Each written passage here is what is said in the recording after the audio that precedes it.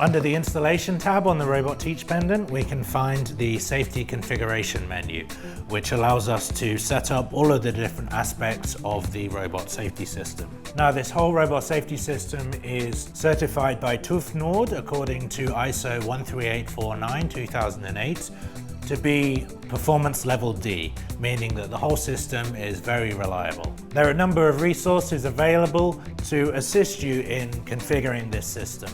For example, ISO TS 15066 is a set of guidelines to setting up a collaborative robot application. So that document can help you in selecting the right configuration for this system to make your application safe. From the General Limits tab of the Safety Configuration menu, I can adjust the robot's maximum force, power, speed, and momentum.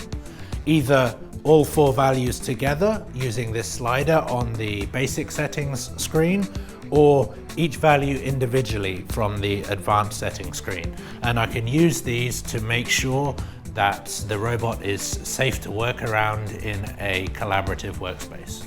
A traditional industrial robot requires safety caging to completely separate it from any human workers around it.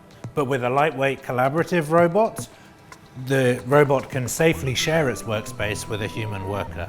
And we can also add virtual walls and safety boundaries in the robot's workspace to restrict it where necessary. So in the first example here, I have set up a virtual wall here, a hard limit boundary. So I have torqued 3 points to set up a plane here and configured it in the safety menu so the robot tool cannot pass through this wall. So whether the robot is working in free drive mode like this, or when the program is running, it will never be able to pass this boundary here into this area of the workspace. So alternatively to setting up a hard limit plane, I can also use this plane here to change the safety settings of the robot. So I can actually have two different sets of safety configurations on the robot at one time.